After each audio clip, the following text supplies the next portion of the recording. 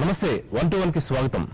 తెలంగాణ ప్రభుత్వం తన పాలనని 6 నెలలు పూర్తి చేసుకుంది. మిషన్ కాకతీయ లాంటి ప్రెస్టీజియస్ ప్రాజెక్ట్స్ తో ముందుకెళ్తోంది. అలాగే అనేక సంక్షేమ పథకాలతో ముఖ్యమంత్రి వరాల జల్లు కురిపిస్తున్నారు. సో ఈ నేపథ్యంలో ఇంకా ఎటువంటి ప్లాన్స్ తో ముందుకెళ్లే అవకాశం ఉంది, విమర్శలను తెలంగాణ ప్రభుత్వం ఎలా ఎదుర్కొంటుంది అనే విషయాలు ఇవాళ 1-to-1 లో మనతో మాట్లాడడానికి మంత్రి హరీష్ రావు మనతో ఉన్నారు. హరీష్ రావు నమస్కారం అండి. 1-to-1 కి స్వాగతం మీకు. సో 14 ఏళ్ల ఉద్యమం రాష్ట్రం సాధించిన తర్వాత, పాలన పగ్గాలు చేపట్టిన తర్వాత ఉద్యమం కష్టంగా అనిపిస్తుందా, పాలన కష్టంగా అనిపిస్తుందా? అంటే దానికి ఉంటుంది. ఉద్యమ స్ఫూర్తిలో ఉండేటువంటి ఉత్సాహము అది ఒక రకమైన బాధ్యత.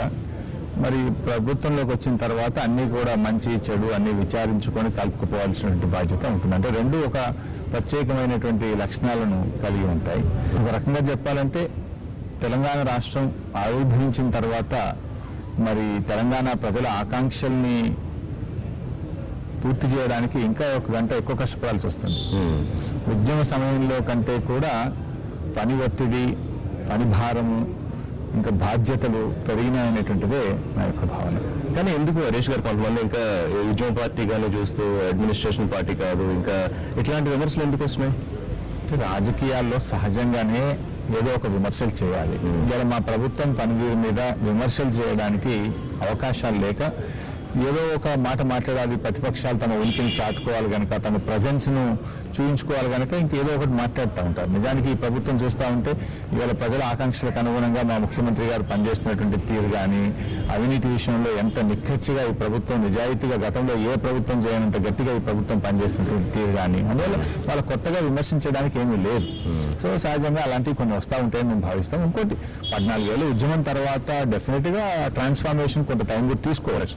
ముఖ్యమంత్రి గారు మా జిల్లాకో లేకపోతే మా ఊరికి ఎప్పుడు వస్తారని అందరూ ఎదురు చూస్తున్నారు. ఎందుకంటే ఆయన వరాల వర్షం కురిపిస్తున్నారు, చూడడానికి చాలా బాగుంటుంది. కానీ ఇజ్ ఇట్ పాసిబుల్ మంత్రి గారు అవన్నీ? మనసుంటే మార్గం ఉంటుందండి. మేము కూడా ముందు అట్లే అనుకున్నాం. మా ముఖ్యమంత్రి గారు 2001లో తెలంగాణ ఉద్యమాన్ని ప్రారంభించినప్పుడు కూడా అందరూ ఇట్లా ఉన్నారు, తెలంగాణ వస్తుందా, ఇది అవుతుందా అన్నారు. తెలంగాణ తీసుకొచ్చి పెట్టినారు వారికి. అట్లా ప్రతి అంశంలో కూడా ఆత్మవిశ్వాసం ఉండాలి, విజన్ ఉండాలి, క్లారిటీ ఉండాలి. ఆ విజన్కి అనుగుణంగా పని చేయాల్సినటువంటి యంత్రాంగం ఉండాలి. ఈ రోజు ఆ రెండు మా ముఖ్యమంత్రి గారికి ఉన్నాయి, తప్పకుండా సాధ్యం చేస్తాం. సో మిషన్ కాకతీయ మీరన్నట్టు సంకల్పం చాలా గొప్పగా ఉండాలి, అలాగే ప్రజా భాగస్వామ్యం కోరుతున్నారు. ఎంతవరకు నమ్మకం ఉంది మీకు? రైతులందరూ నాకైతే సంపూర్ణమైనటువంటి విశ్వాసం ఉంది. అంటే యూ హ్యావ్ టు డ్రైవ్. అంటే ఇప్పుడు ఒక పెద్ద కార్యక్రమం తీసుకున్నప్పుడు దానికి అవసరమైనటువంటి ఒక డ్రైవ్ అనేటువంటిది అవసరం. దానికి అన్ని వర్గాల సహకారము అవసరం. ఉద్యోగులు, రైతులు, ప్రజా సంఘాలు, యువకులు, మీడియా, ప్రజాప్రతినిధులు అందరి సహకారం ఉన్నప్పుడే అది సాధ్యమవుతుంది. సో ఆ ప్రాసెస్లో మేము ఉన్నాం. ఇప్పుడు న్యాచురల్గా ఒక పెద్ద కార్యక్రమం తీసుకున్నప్పుడు కొన్ని ఇబ్బందులు ఉంటాయి, టీచింగ్ ప్రాబ్లమ్స్ ఎలాగూ ఉంటాయి. ప్రాబ్లమ్స్ ఉండవు అని ఎప్పుడు అనుకోవడానికి వీల్లేదు. కానీ ఆ ప్రాబ్లమ్స్ ఎట్లా ఓవర్కమ్ కావాలి, వాటిని ఎట్లా మీరు అడ్రస్ చేస్తారు, how best you will address, how quickly you address అనేది చాలా ఇంపార్టెంట్. మంత్రి గారు గత ప్రభుత్వాల హయాంలో అనుకోండి, జన్మభూమి కానివ్వండి, లేకపోతే ఈ ఇంకుడు గుంతల తవ్వకం, ఇట్లాంటి కార్యక్రమాలు కూడా వాళ్ళు కొంత అడ్రస్ చేశారు. బట్ అవి ఎంతవరకు సక్సెస్ అయ్యాయని పక్కన పెడితే హౌ ఇట్ ఈస్ డిఫర్ ఆ ప్రోగ్రామ్స్ కి మిషన్ కాకతీయ ఎట్లా డిఫరెన్స్ చూడొచ్చు మనం? అంటే డిఫరెన్స్ ఏంటంటే, ఒకటి గతంలో ఒక 4 లక్షలు 5 లక్షల రూపాయలు ఒక చెరువుకు మంజూరు చేసి కార్యకర్తలకు పంచిపెట్టే కార్యక్రమంగా జరిగేది. అది కూడా నామినేషన్ బేసిస్ లో ఇచ్చేవాళ్ళు. ఇప్పుడు మేము అట్లా కాకుండా ఒక చెరువుని తీసుకుంటే దాన్ని పూర్తి స్థాయిలో పునరుద్ధరించాలని, ఏదో కార్యకర్తలకు పనులు కల్పించే లక్ష్యంగా కాకుండా దాని చెరువు కట్ట కానీ, తూము కానీ, అలుగు కానీ, కట్టు కాలువ కానీ, పంట కాలువ కానీ, అందులో ఉండేటువంటి చెరువు పూడికని కానీ టోటల్గా అడ్రస్ చేసి ఫుల్ ఫ్లెజ్డ్గా దాన్ని రిస్టోర్ చేయాలనేటువంటిది ప్రభుత్వం యొక్క లక్ష్యం. నెంబర్ 1. నెంబర్ 2, గతంలో నామినేషన్ బేసిస్ మీద చెరువులు ఇచ్చేవాళ్ళు. ఇప్పుడు ₹1 కూడా నామినేషన్ మీద లేకుండా టోటల్గా అత్యంత పారదర్శకంగా ఈ ప్రొక్యూర్మెంట్ టెండర్ లో ఎవరైనా పాల్గొనొచ్చు. మూడవది, చెరువులో పూడికలు గతంలో తీసేవాళ్ళు కాదు. నామమాత్రంగా ఏదో ఉపాధి హామీలో తీస్తున్నామని కొద్ది రోజులు, జన్మభూమిలో అని ఒక చివరి దాంట్లో చేసినారు. కానీ ఓవరాల్ గా మనం కన్సిడర్ చేస్తే తెలంగాణలో ఉన్న 46,000 చెరువుల్లో గతంలో జరిగిన ప్రక్రియ 5% కూడా కాదు. ఆ 5% కూడా పూర్తి స్థాయిలో దాన్ని పునరుద్ధరించలేదు. అయితే మరమ్మతు చేయలేదు, మరమ్మతు చేస్తే పూడిక తీయలేదు. So that was only little bit గా జరిగింది. చాలా వరకు కబ్జాలు ఉన్నాయి. పంట కాలువలు కబ్జా అయినాయి, కట్టు కాలువలు కబ్జా అయినాయి, చెరువు శిఖాలు కబ్జాలు అయినాయి. వాటన్నిటిని కూడా రెవెన్యూ యంత్రాంగాన్ని కూడా దీంట్లో భాగస్వామ్యం చేసి ఆ కబ్జాలు కూడా తొలగించి చెరువును పూర్తి స్థాయిలో పునరుద్ధరించాలనేటువంటిది ఒక లక్ష్యం. ఈ చెరువు పూడిక మట్టి ఏదైతే ఉందో ఇది చాలా ఉపయోగకరమైనటువంటిది. రైతుల్లో మేము చైతన్యాన్ని తీసుకొచ్చి రైతులు ఈ పూడిక మట్టిని పొలాల్లో పోసుకోగలిగితే నిజంగా చాలా లాభం జరుగుతుంది. ఎట్లా అంటే ఈరోజు రైతులు ఎక్కువగా యూరియా, డిఏపి అటు కెమికల్ ఫర్టిలైజర్ కు బాగా అలవాటు పడ్డారు. పాత రోజుల్లో ఈ యూరియా, డిఏపీలు ఉండేటి కావు. 2 పంటలు పండగానే వేసవి కాలం వచ్చిందంటే రైతులు తమ ఎడ్లను ఉపయోగించి చెరువులో ఉండే పూడికనంతా తెచ్చి పొలాల్లో పోసుకునే వాళ్ళు. అదే యూరియాగా, డిఏపిగా పనిచేసేది. కానీ ఈ రోజు మొత్తం ప్రభుత్వాలు పట్టించుకోకపోవడము, చెరువుల్లో అసలు కొంతమంది రైతులు మేము తీసుకుంటామంటే కూడా తీయనీయకపోవడము, ఇలా జరిగి ఓవర్ పీరియడ్ దాన్ని మర్చిపోయిన పరిస్థితి వచ్చింది. ఆ కెమికల్ ఫర్టిలైజర్ వాడిన పంటలు మనం తినడం ద్వారా మనకు కూడా కొత్త కొత్త రోగాలు, క్యాన్సర్ లాంటి అత్యంత ప్రమాదకరమైన వ్యాధులు కూడా ప్రజల్లో వస్తూ ఉన్నాయి. సో ఈ చెరువు పూడిక మట్టిని రైతులు పొలాల్లో వేసుకోవడం ద్వారా తాము రసాయనిక ఎరువుల మీద పెట్టేటువంటి పెట్టుబడి తగ్గుతుంది, క్రిమి సంహారక మందుల వాడకం కూడా తగ్గుతుంది, రైతు 30% అధిక దిగుబడిని కూడా పొందగలుగుతాడు. అదేవిధంగా తేమ శాతాన్ని కూడా కలిగి ఉండి తక్కువ నీళ్లతో ఎక్కువ భూమిని సాగు చేసుకునే అవకాశము రైతుకు దొరుకుతుంది. గత ప్రభుత్వంలో ఇట్లాంటి కార్యక్రమాలు చేపట్టినప్పుడు నిజంగా మీరు చెప్పినట్టే కార్యకర్తలకు లేకపోతే అనుబంధంగా ఉన్న వాళ్ళకి ఒక రకంగా కొంగు బంగారంలో ఉండేది. ఇప్పుడు అంతకన్నా భిన్నంగా ఉంటుందని మనం ఎక్స్పెక్ట్ చేయొచ్చా? అలాగే ఈ ప్రొక్యూర్మెంట్ విధానంలో అందులో కూడా అంటే విమర్శలు నేను బయట వినిపిస్తూనే ప్రస్తావిస్తున్నాను. మీరు అడగాలి అంటే నాకు కూడా ఇది ఒక అవకాశం. ఎన్టీవీ ద్వారా నేను ప్రేక్షకులకు కూడా క్లారిఫై చేయగలుగుతాను. ఉన్న ప్రభుత్వం యొక్క లక్ష్యాలని, వాస్తవాలను కూడా చెప్పుకునే నాకు కూడా ఒక అవకాశం. You please ask. షూర్. మంత్రి గారు, ఈ ప్రొక్యూర్మెంట్ విధానంలో స్థానిక కాంట్రాక్టర్ల వాళ్ళు ఇన్వాల్వ్ అయ్యే అవకాశం ఉండదా? లేకపోతే వాంటెడ్లీ ఎక్స్పెక్టేషన్ హైక్ చేసే అవకాశం, ఐ మీన్ ఎస్టిమేషన్ హైక్ చేసే అవకాశం ఉండదా? ప్రభుత్వం ఎంత పారదర్శకంగా ఉందంటే మేము ఎస్టిమేట్లు శాంక్షన్ చేసే విషయంలో కూడా చాలా జాగ్రత్తగా స్క్రూటినీ చేస్తా ఉన్నాం. ఏ ఎస్టిమేట్ కూడా లోకల్ గా శాంక్షన్ చేయట్లేదు. ప్రతి ఎస్టిమేట్ కూడా మండల స్థాయిలో, జిల్లా స్థాయిలో, రాష్ట్ర స్థాయిలో సెక్రటరియట్ లో రివ్యూ అయిన తర్వాతనే వాటిని శాంక్షన్ చేయడం జరుగుతాం. దానికి గైడ్ లైన్స్ కూడా ఇచ్చాం. ఎలా ఎస్టిమేట్ చేయాలి, దానికి విధి విధానాలు కూడా స్పష్టంగా చెప్పి ఒక ప్రొసీజరల్ గానే దీన్ని అంతా కూడా చేయడం జరుగుతుంది. ఒకటి. రెండవది, టెండర్లో కూడా మేము ఇప్పటికే కొన్ని టెండర్లు కూడా పిలిచాం. 15% లెస్, 20% లెస్, 25% లెస్ పోతున్నారు. అంటే ఎంత ట్రాన్స్పరెంట్ గా ఉందని మీరు దీన్ని బట్టి అర్థం చేసుకోవాలి. ఎక్కడ కూడా రింగ్ అవడము, ఒకరికే రావడం అనేటువంటిది ఎక్కడ మేము అవకాశం ఇవ్వలేదు. వంటలో చిన్న బైక్ తీసుకుని బ్యాక్. ప్రధానమైన విమర్శ రైతుల ఆత్మహత్యలు ఉన్న స్థాయిని దాన్ని పట్టించుకోకుండా లేకపోతే దాన్ని తక్కువ చేసి మిషన్ కాకతీయలో ప్రధానమైన దృష్టి పెడుతోంది ప్రభుత్వం. రైతులైన ప్రధానమైన సమస్యలు అడ్రస్ చేయట్లేదు. దీనికి ఏం సమస్య? చాలా మంచి ప్రశ్న ఇస్తారు మీరు.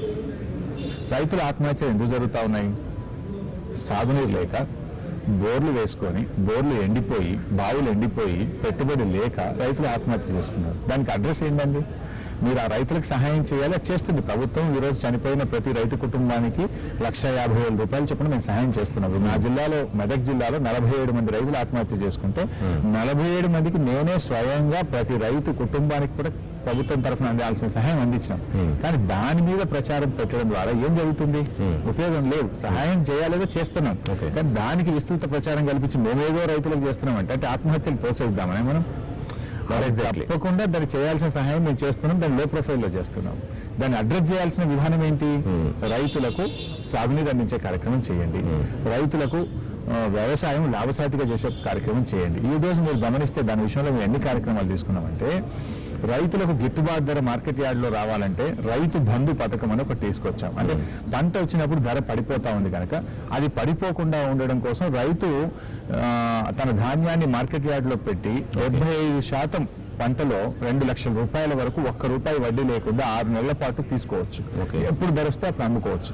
ఇది మార్కెట్ యార్డులో పెట్టాలంటే గోడౌన్లో లేవు. ఇప్పుడు ఈ రోజు మా ప్రభుత్వం 1,000 కోట్ల రూపాయలతో తెలంగాణలో ప్రతి మార్కెట్ యార్డులో పెద్ద ఎత్తున గోడౌన్ల కోసం నాబార్డ్ ద్వారా నిన్న శాంక్షన్ తీసుకున్నాం. వచ్చే 4 నెలల్లో కన్స్ట్రక్ట్ చేస్తాం. రైతుకు కొంత చేదోడు వాదోడుగా ఉండాలని విజయ డైరీ ద్వారా కొనేటువంటి పాలకు ప్రభుత్వం 1 లీటర్కు ₹4 అదనంగా ఇచ్చి రైతులను ప్రోత్సహిస్తూ కొంత పాడి ద్వారా వాళ్ళకు నిలబడేటువంటి ఒక ప్రయత్నం చేసింది ప్రభుత్వం. ఆల్రెడీ చెల్లిస్తా ఉన్నాం.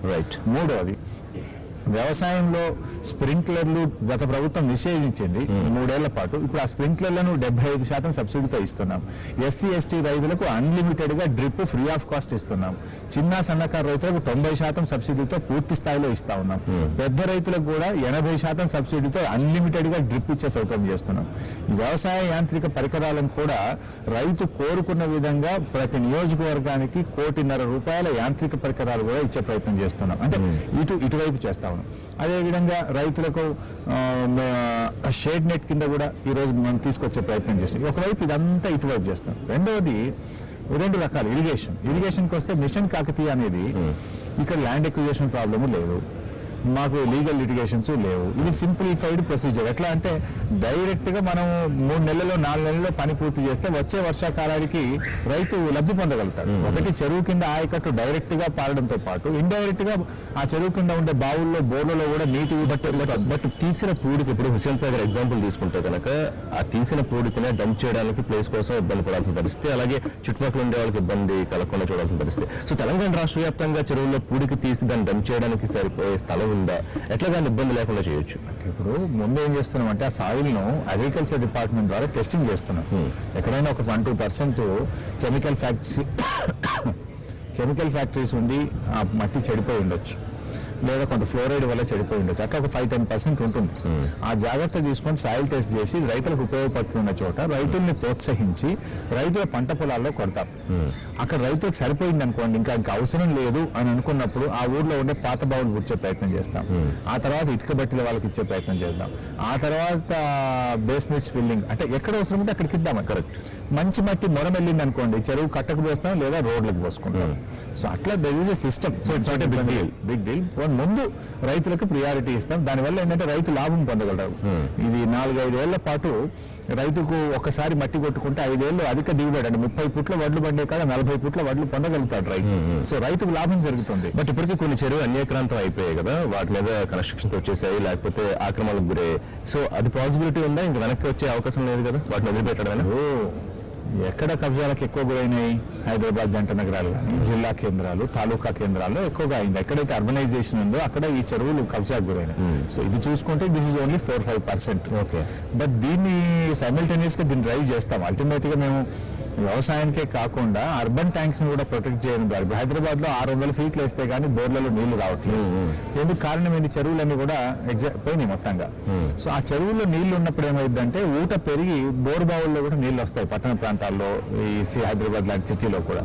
సో ఉన్న చెరువులు పోయిన వాటిని ఎంతవరకు ప్రొటెక్ట్ చేయగలుగుతామో చేస్తూ ఉన్న చెరువులన్నింటినీ కూడా తప్పకుండా భవిష్యత్తులో కబ్జా కాకుండా ఒక సోషల్ ఫెన్సింగ్ లాగా చేద్దామని హైదరాబాద్ లో కానీ జిల్లా కేంద్రాల్లో ఉండేటువంటి కానీ ఒక మినీ ట్యాంక్ బాండ్లుగా మార్చి చెరువు కట్ట మీదనే కాకుండా కట్ట చుట్టూ కూడా ఒక వాకింగ్ ట్రాక్ ఏర్పాటు చేయగలిగితే ఉదయం పూట సీనియర్ సిటిజన్స్ కానీ చాలా మంది వాకింగ్ వెళ్ళేటువంటి అవకాశం ఉంటుంది, సాయంత్రం పూట పిల్లలతో వెళ్లే అవకాశం ఉంటుంది. సో వాకింగ్ ట్రాక్ అనేది ఒకటి ఏర్పడి దాని చుట్టూ చెట్లు పెట్టగలిగినప్పుడు ఇక కబ్జాకు అవకాశం ఉంటుంది, ప్రజలే దానికి రక్షకులుగా ఉండిపోయే అవకాశం ఉంటుంది. సో అటువంటి ఒక స్ట్రాటజీతోని అర్బన్ లేక్స్ విషయంలో ముందుకు పోతా ఉన్నాం. ఇప్పుడు ప్రాణహిత చేవెళ్ల ప్రాజెక్ట్ ఉంది, దానికి జాతీయ ప్రాజెక్టు హోదా కోసం ఒక డిమాండ్, అలాగే ఇది కూడా చాలా పెద్ద ప్రోగ్రామ్ హరీష్ గారు. సో దీనికి కూడా జాతీయ సహకారం అన్న కోరే అవకాశం ఉందా? ఎట్లా ప్రోగ్రామ్ ప్లాన్ చేస్తున్నారు? ఇప్పుడు ఇది చాలా పెద్ద ప్రోగ్రామ్. దాదాపు 46,000 చెరువులు చేయాలంటే మాకు 20,000-22,000 కోట్లు అవసరం అవుతాయి. సో దీనికి ప్రభుత్వం ఆలోచన ఎట్లా ఉందంటే 2-3 రకాలుగా ముందుకు పోతా ఉన్నాం. ఒకటి, రాష్ట్ర ప్రభుత్వం 2,000 కోట్ల రూపాయలు బడ్జెట్ లో పెట్టుకోవడంతో పాటు మేము కేంద్ర ప్రభుత్వాన్ని కూడా అప్రోచ్ అయినాం. RRR ప్రోగ్రామ్ కింద కేంద్ర ప్రభుత్వం కూడా ఒక 2,500 కోట్ల రూపాయలు ఇవ్వడానికి మాకు అనుమతి ఇవ్వడం జరిగింది. సో ఆ DPR ప్రిపేర్ చేస్తా ఉన్నాం. నాబార్డ్ నుంచి ఒక 1,000 కోట్ల రూపాయలు ఇవ్వడానికి వాళ్ళు ముందుకు వచ్చినారు. ఆల్రెడీ మేము సబ్మిట్ చేసినాం. బహుశా కొద్ది రోజుల్లో ఒక 1,000 కోట్ల రూపాయలు నాబార్డ్ నుంచి కూడా శాంక్షన్ వస్తుంది. వరల్డ్ బ్యాంక్ కూడా ఒక 4,000 కోట్ల రూపాయలతో ప్రతిపాదనతో ముందుకు పోతా ఉన్నాం. జైకా కూడా ఒక 2,500 కోట్లతో ప్రతిపాదనలతో ముందుకు పోతా ఉన్నాం.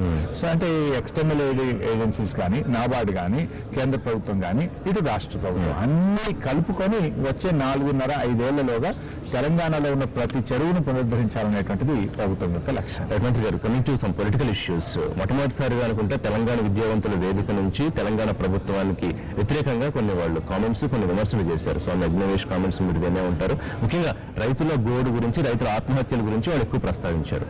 సో దాన్ని ఎట్లా మీరు? దాన్ని మేము తప్పుగా ఫీల్ కావడం లేదు, దాన్ని పాజిటివ్ గా తీసుకుంటాం. ఇప్పుడు దాన్ని విమర్శగా ఎందుకు తీసుకోవాలి? రెండు ఉంటాయి. ఒకటి, ప్రభుత్వం చేస్తున్నటువంటి ప్రయత్నాలు పూర్తి స్థాయిలో వారికి సమాచారం లేకపోవడం కావచ్చు, లేదు నిజంగానే ప్రభుత్వంలో ఏదైనా లోపం ఉంటే కూడా డెఫినెట్ గా we are ready to rectify. Welcoming. మేము ఎప్పుడు కూడా మాకు అటువంటి బేసిజాలు లేవు. ఎన్నో పోరాటాలతో తెలంగాణ వచ్చింది. మంచి సూచనలు ఉన్నప్పుడు ప్రభుత్వంలో ఏదైనా పొరపాటును మేము పట్టించుకున్నటువంటి పరిస్థితి ఎక్కడైనా ఉంటే కూడా will definitely here to rectify.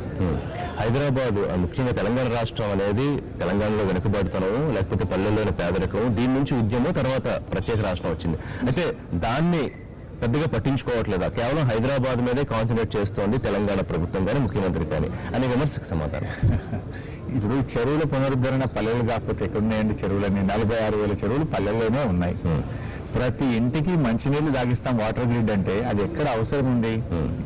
Gudem కావచ్చు, లంబాడి తండ కావచ్చు, ఒక దళిత కాలనీ కావచ్చు, ఒక చిన్న హామ్లెట్ కావచ్చు, ప్రతి ఇంటికి కూడా నల్లా నీళ్లు తాగిస్తామన్నాం. అది పల్లెనా కాదా?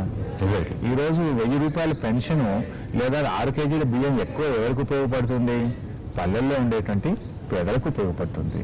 సో ఈ రకంగా ఈ పల్లె పట్టణం అని కాకుండా అన్నింటినీ సమగ్రంగా తెలంగాణను అభివృద్ధి చేయడానికి ప్రభుత్వం ఆలోచన చేస్తూ ఉంది. హైదరాబాద్ నగరానికి అవసరమైంది నగరానికి చేస్తున్నాం, పల్లెలకు అవసరమైంది పల్లెలకు చేస్తుంది. ముఖ్యమంత్రి గారికి ఒక క్లారిటీ ఉంది, ఏది ఎక్కడ చేయాలి, ఎలా చేయాలనేటువంటి విషయంలో అన్నిటినీ కలుపుకొని తెలంగాణ సమగ్ర అభివృద్ధికి ప్రణాళికాబద్ధంగా ప్రభుత్వం ముందుకు పోతాం. హుస్సేన్ సాగర్ చుట్టూ ఆకాశ హర్మియాల అవసరం అంటే వాటిని ఎవరూ కాదనట్లేదు, కానీ ప్రస్తుతం అత్యవసరం కాదు, దానికన్నా ముందు మురికివాడలు ఉన్నాయి, ఇంకా పేదరికాన్ని హైదరాబాద్ లో పారద్రోవాల్సిన అవసరం ఉంది అని కొంతమంది మేధావర్గం నుంచి వస్తున్న మాటలు. విమర్శకులు ఏదైనా విమర్శ చేయొచ్చు, తప్పులేదు. కానీ ఇప్పుడు ఆకాశ హార్మోనాలు కట్టినంత మాత్రాన్ని ఇంకొక కార్యక్రమం ఆగుతలేదే. ఇక్కడేం ప్రభుత్వం బడ్జెట్ పెట్టలేదు కదా, ఇక్కడ ప్రభుత్వం 1 రూపాయి కూడా పెట్టలేదు. ప్రభుత్వం పెట్టాల్సిన డబ్బంతా మురికి వాడల మీద పెడుతున్నారు. ఎక్కడ తిరుగుతున్నారు? వరంగల్ పట్టణానికి వెళ్ళి 4 రోజులు మురికివాడలో ముఖ్యమంత్రి గారు తిరిగినారు, నగర్ వెళ్ళి మురికివాడలు తిరిగినారు. ఈ రాష్ట్రంలో ఏ ముఖ్యమంత్రి అయినా అసలు మురికివాడ తిరిగినాడా? ఒక్క రాత్రి వరంగల్లో ఉన్నారా? 4 రాత్రులు ఒక ముఖ్యమంత్రి ఉండి వాడవాడ తిరిగిన ముఖ్యమంత్రి ఉన్నారంటే కేసీఆర్ గారు. ఆకాశ హార్మోనాలకు వస్తే దానిలో అసలు ప్రభుత్వం ఎక్కడ 1 రూపాయి కూడా పెద్ద పెట్టుబడి పెట్టిన లేదు కదా. మనకున్న విజను, అక్కడ ఉన్నటువంటి అవకాశాలను ఉపయోగించి మనకు ఓపెన్ బిడ్డింగ్ టెండర్స్ పిలుస్తాం, ఎవరో వచ్చి కడతారు. దాంట్లో మనకు ప్రభుత్వంకి వచ్చే నష్టం లేదు కదా. లాభం ఏం జరుగుతుంది? ఒక హైదరాబాద్ను ఒక అంతర్జాతీయ నగరంగా మనం ప్రమోట్ చేసుకోవడం ద్వారా మరింత ఐటీ వస్తుంది, మరింత హైదరాబాద్లో ఉద్యోగ ఉపాధి అవకాశాలు పెరుగుతాయి. దాని ద్వారా ఈ ప్రాంత ప్రజలకు, ఈ రాష్ట్ర ప్రజలకు లాభం జరుగుతుంది తప్ప అక్కడ నష్టం ఏముంది? ఇది డెవలప్ చేస్తున్నామని పల్లెని మర్చిపోము, రైతును మర్చిపోము, కార్మికుడిని మర్చిపోము. అది చేస్తేనే ఇది చేసుకున్నాం, ఇది చేస్తేనే అది చేసుకున్నాం. ఏది తగ్గాల్సిన అవసరం లేదు. 1-to-1 లో మరో short break. Come back to 1-to-1. నిజాంకి వ్యతిరేకంగా సాయుధ పోరాటం చాకలైరమ్మ కానివ్వండి, లేకపోతే కొమరం భీం కానివ్వండి, వాళ్ళు నిజాంని కీర్తించడం ద్వారా వాళ్ళని అవమానించినట్టు కాదా అని ఇప్పుడు ఇది కూడా కొంత ఉద్దేశపూర్వకంగా ప్రభుత్వం మీద నేను ఇందాక చెప్పినట్టు విమర్శ చేయడానికి లేక మాట్లాడుతున్నారు. ఒక సందర్భంలో ఏదైనా వచ్చినప్పుడు మంచిని మంచి అన్నాం, చెడుని చెడు అన్నాం. నిజాం పీరియడ్ లో చెడును డెఫినెట్ గా చెడుగానే అంటున్నాం మేము. కొన్ని మంచి పనులు కూడా చేసినారు, వాటిని మంచి చేసినాం అన్నాం. నిజాం సాగర్ కట్టించినాడు తప్ప, ఉస్మానియా ఆసుపత్రి కట్టించినాడు, నిమ్స్ ఆసుపత్రి కట్టించిండు, అది చెడ్డ పని. ఆయన చేసిన మంచి పనిని మంచి అన్నాం, వారి కాలంలో జరిగినటువంటి చెడును చెడు అన్నాం. అయితే మంచి అన్నంత మాత్రాన చెడును కూడా మేము మెచ్చుకున్నామని మా మీద బుద్ధిలో ప్రయత్నం చేస్తున్నారు. డెఫినెట్ గా చాకలి ఐలమ్మ గురించి గొప్పగా మా ముఖ్యమంత్రి గారు మాట్లాడారు. కొమరం భీం గురించి అసలు కొమరం భీం వర్ధంతికి ఎవరైనా పోయినారండి ఇన్నేళ్ళు? మా ముఖ్యమంత్రి గారు తప్ప ఏ ముఖ్యమంత్రి ఏనాడు పోలేదు. సరే, దాన్ని మేము పెద్దగా ఎన్నికల కోసమే ఇటువంటి ప్రయత్నం అనే విమర్శకు సమాధానం ఇక చెప్తుంటారండి. ఇవన్నీ ఏదో ఒకటి మాట్లాడాలంటే వాళ్ళు మాట్లాడుతుంటారు. ఇప్పుడు ఏమో వాస్తవానికి ఉన్న ఎన్నికలు చాలా తక్కువ, ఒక జిహెచ్ఎంసీ తప్ప రాష్ట్రంలో అన్ని ఎన్నికలు అయిపోయినాయి. మేము ఎన్నికల కోణంలో కాకుండా మేము ప్రజలకు ఇచ్చిన ప్రతి వాగ్దానాన్ని నిలబెట్టేటువంటి కోణంలో ఒక మంచి తెలంగాణకు, కొత్త రాష్ట్రానికి ఒక మంచి అడుగులు పడాలి. అంటే ఇప్పుడు ఏంటంటే కొత్త రాష్ట్రంలో ఇప్పుడు వేసేటువంటి అడుగులు ఏవైతే ఉన్నాయో రేపు దీర్ఘకాలికమైనటువంటి నిర్ణయాలకు ఈ తొలి అడుగు. అందువల్ల ఇప్పుడు చాలా జాగ్రత్తగా ప్రతి నిర్ణయాన్ని భవిష్యత్తును దృష్టిలో పెట్టుకొని దీర్ఘకాలికంగా తెలంగాణ ప్రజల యొక్క మంచి చెడును ఆలోచించి ముఖ్యమంత్రి గారు నిర్ణయాలు. అయితే కొన్ని నిర్ణయాలు ఇప్పటికిప్పుడు కొద్దిగా కఠినంగా అనిపించవచ్చు, కానీ దీర్ఘకాలికంగా ఈ ప్రజలకు నష్టం జరగద్దు అనేటువంటి దూరదృష్టితో ముఖ్యమంత్రి గారు ప్రతి దాని వెనకాల ముఖ్యమంత్రి గారికి ఒక క్లియర్ విజన్ ఉంది డెఫినెట్ గా. సో ఏపీ ప్రభుత్వంతో మంత్రి గారు, ఏపీ ప్రభుత్వంతో ఉన్న ఇష్యూస్ అవి చిన్నవి కానివ్వండి, కొన్ని పెద్దవి కానివ్వండి, సమస్యల పరిష్కారం అయిపోకుండా ఎక్కువ ఆర్గ్యుమెంట్స్ మీదే 2 ప్రభుత్వాలు మాట్లాడుకుంటున్నట్టు కనిపించిన పరిస్థితి లేదా? అట్లా కనిపించట్లేదా? మేము చేయాల్సిన ప్రయత్నం మేము చేస్తా ఉన్నాం. ప్రతి దానికి ఢిల్లీ కజ్జాలు పెట్టుకుని చేసే ప్రయత్నం ఏపీ ప్రభుత్వం చేస్తా ఉంది. ఇప్పుడు మేము ఏం అడుగుతున్నాము? పార్లమెంట్ లో చేసిన విభజన హక్కు చట్టాన్ని గౌరవించి మాకు ఇవ్వాల్సిన కరెంటు మాకు 54% ఇవ్వండి అన్నాం. ఇవ్వకుండా ఇబ్బంది పెట్టినప్పుడు డెఫినెట్ గా మేము పోరాటం చేయాల్సి వస్తుంది. అంటే రాష్ట్ర ప్రభుత్వానికి నుంచి కేంద్రానికి చెప్పడము, కన్సర్న్ అథారిటీస్ చెప్పడము, లీగల్ గా ప్రొసీడ్ కావాల్సి వస్తా ఉంది. ఇప్పుడు నాగార్జున సాగర్ ఎడమకాలువ నీళ్ల విషయంలో కూడా అనవసరంగా రాద్ధాంతం చేసి వాళ్ళ తెలంగాణ ప్రాంత రైతాంగం, ముఖ్యంగా నల్గొండ, ఖమ్మం జిల్లా రైతులు ఇప్పుడు నార్లు వేసుకోవాలా వద్దా, నీళ్ళు వస్తాయా రావా తెలియని ఒక టెన్షన్ ఎదుర్కొంటా ఉన్నారు. ఎందుకంటే తెలంగాణలో పంట మొదలు ఉంటుంది, వాళ్ళకే 1.5 month తర్వాత ఉంటుంది. వీళ్ళు ఒక ఆందోళనలో ఉన్నారు. మాకు నిజంగా చూసుకుంటే నర్మదా బచావో ట్రిబ్యునల్ ప్రకారంగా తెలంగాణకు నీటి లభ్యత ఉన్నది. కానీ వాళ్ళు ఈ వాడుకోనియకుండా ట్రిబ్యునల్ కంప్లైంట్ చేయడం, కేంద్ర ప్రభుత్వానికి కంప్లైంట్ చేసి అనవసరంగా దీని ఒక రాద్ధాంతం చేసే ప్రయత్నం చేస్తున్నారు. సో వీటిని పెద్దగా చూడక్కర్లేదు, అన్ని సాల్వ్ అయ్యే అవి మేము ఫైట్ చేసి చేస్తున్నాం. ఇప్పుడు అల్టిమేట్గా రాష్ట్రం కోసం కొట్లాడిన వాళ్ళము తెలంగాణకు న్యాయబద్ధంగా రావాల్సిన నీళ్ల గురించో, కరెంటు గురించో, నిధుల గురించో, హక్కుల గురించి ఫైట్ చేస్తుంటాం. ఆ ఫైట్ చేసినంత మాత్రాన్ని ఇక్కడ మా అడ్మినిస్ట్రేషన్ లో ఎక్కడ లోపం రానియం. డెఫినెట్గా administration will continue. At the same time న్యాయబద్ధమైనటువంటి వాటా, హక్కుల కోసం కూడా ఇంకోవైపు మేము ప్రయత్నం చేయాల్సిన బాధ్యత కూడా మా మీద ఉంటుంది. మిషన్ కాకతీయ గురించి ఒకటి వినిపిస్తోంది, దక్షిణ తెలంగాణకి సంబంధం లేదు, సో మిషన్ కాకతీయ అనే పేరు మీదే మీరు ఖచ్చితంగా తెలుసు చేసిన కాకతీయుల కాలంలో మహబూబ్ నగర్ జిల్లా కూడా వారి కిందనే ఉన్నది. అట్లా లేదు. ఇప్పుడు నిజంగా చెప్పాలంటే ఈ చెరువుల తవ్వకం అనేది అత్యంత ఎక్కువగా దాదాపు 1000 ఏళ్ల కింద కాకతీయుల కాలంలోనే ఇది ప్రారంభమైంది. ఇది ప్రపంచానికి ఆదర్శం ఈ చెరువులు. అందువల్ల ఆ కాకతీయుల కాలంలో ప్రారంభమైనటువంటి ఆ చెరువుల తవ్వకమాన్ని అదే స్ఫూర్తితో నిలబెట్టాలి కనుక మిషన్ కాకతీయ అని చెప్పి పెట్టుకోవడం జరిగింది. Harish Rao is a good toll manager and operation Akarsh లో కూడా హరీష్ రావు ప్రధాన పాత్ర పోషిస్తున్నారు, కరెక్టేనా? ఇప్పుడు ఇంకొకటండి, నేను ఐ డిఫర్ హియర్. ఆంధ్రప్రదేశ్లో వైఎస్ఆర్సీపీ ఎమ్మెల్సీలో, కాంగ్రెస్ ఎమ్మెల్సీలో, ఎమ్మెల్యేలో తెలుగుదేశం పార్టీలో చేరుతూనేమో చంద్రబాబు అభివృద్ధి చూసి చేరుతున్నారు అంటారు. ఒకవేళ తెలంగాణ రాష్ట్రంలో కేసీఆర్ గారు పనిచేసే మంచి పనిని చూసి ఇక్కడ ఎవరైనా చేరుతూనేమో దీన్ని ఆపరేషన్ ఆకర్షణ పేరు పెడతారు. అంటే ఆంధ్రప్రదేశ్లోనేమో అభివృద్ధి, తెలంగాణలో ఆకర్షణ, ఇది ఎక్కడి పద్ధతి అండి? జనాలకి ఎక్కడ జంపింగ్ జరిగిన ఇదే పేరు పెడుతున్నారు. ఎక్కడ కూడా ఆంధ్రప్రదేశ్ లో ఆపరేషన్ ఆకర్షణ అన్నారు. అక్కడేమో చాలా మంది ఎంపీలు పోయింది, ఎమ్మెల్సీలు పోయింది, ఎమ్మెల్యేలు పోయింది. అక్కడనేమో చంద్రబాబు అభివృద్ధి అట. ఇక్కడనేమో మా కేసీఆర్ గారు ఇంత చక్కగా పనిచేస్తా ఉంటే ఎవరైనా కొంతమంది ఎమ్మెల్యేలు వారితో కలిసి పనిచేయాలని ముందుకు వచ్చినంత మాత్రమే దాన్ని ఆకర్షగా చెప్పడాన్ని నేనైతే ఐ డిఫర్.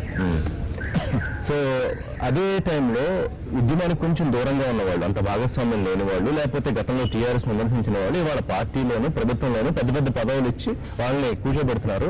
మొదటి నుంచి ప్రయాణం చేసిన వాళ్ళు కొంత అసంతృప్తితో ఉన్నారు. ఇది వాస్తవమేనా మంత్రి గారు? అది కరెక్ట్. ఇప్పుడు మొదటి నుంచి పనిచేసిన వాళ్ళని కూడా పార్టీ గౌరవించుకుంది. ఇప్పుడు మా నాయన్ నరసింహ గారు ఉన్నారు, మా మహమూద్ అలీ గారు ఉన్నారు. వారు యాక్చువల్గా ప్రత్యక్ష ఎన్నికల్లో లేకుండా ప్రభుత్వం తీసుకొచ్చుకుంది. మొదటి నుంచి పనిచేసిన మా కర్ణ ప్రభాకర్ గారు ఉన్నారు, రాములు నాయక్ గారు ఉన్నారు. వాళ్ళని ఎమ్మెల్సీగా తీసుకొని పార్టీ గౌరవించుకుంది. సో అన్ని అల్టిమేట్ గా ఒక గుడ్ అడ్మినిస్ట్రేషన్ కోసం, ఈ రాష్ట్ర ప్రయోజనాల కోసం, ప్రజల కోసం ముఖ్యమంత్రి గారు అన్ని కూడా ఆలోచించి తీసుకొని పోతున్నారు. కొత్త వాళ్ళు వచ్చినారని పాత వాళ్లకు తక్కువ జరిగేటువంటి అవకాశం ఉండదు.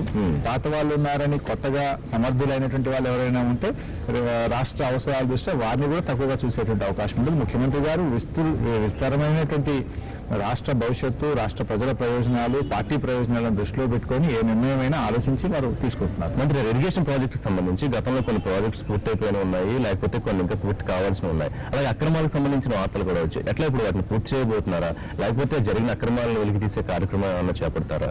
How you're going forward? సరే, ఇప్పుడు ఏమైందంటే మిడిల్లో ఉన్నాయి, ముందుకు వెళ్ళిపోయినటువంటి పరిస్థితి ఉంది. సో వాటిని ఇప్పుడు ఆపేటువంటి పరిస్థితి లేదు. కానీ అట్ ద సేమ్ టైం ఆ తప్పులు కొనసాగడానికి వీల్లేదు. సో ఉన్నటువంటి దాంట్లో ప్రాజెక్టుల వారీగా దేని దానికి రివ్యూ చేసుకుంటూ ఆ ప్రాజెక్టులో ఉండేటువంటి మంచి చెడును విచారించుకొని ప్రభుత్వం ముందుకు పోతా ఉంది. తప్పులు జరిగితే దాన్ని సరిచేసే ప్రయత్నం చేస్తాం. ప్రాజెక్టులను పూర్తి స్థాయిలో త్వరితగతిన పూర్తి చేసి ప్రజలకు నీళ్ళు ఇచ్చే ప్రయత్నం చేస్తాం. రైట్. ఫైనల్లీ పార్టీలో నెంబర్ 2 హరీష్ రావు కదా? అసలు మా పార్టీలో నెంబర్ 2 లేదు. ఇటువంటి చర్చకు ఆస్కారమే లేదు. మా నాయకుడు కేసీఆర్ గారు, మేమందరం కూడా ఒక కార్యకర్తలుగా, మంత్రులం కావచ్చు, ఎమ్మెల్యేలం కావచ్చు, ఎంపీలం కావచ్చు, వేరే ఆల్ పార్టీ క్రమశిక్షణగా ఉన్నటువంటి కార్యకర్తలుగా మా నాయకుడు చెప్పిన ప్రతి అంశాన్ని తూచా తప్పకుండా మేము పాటిస్తాం. థ్యాంక్ యూ హరీష్ గారు, 1-to-1 లో పార్టిసిపేట్ చేసినందుకు థ్యాంక్ యూ సో మచ్. ఇది మంత్రి హరీష్ రావు గారితో 1-to-1. Thanks for watching. Keep watching NTV.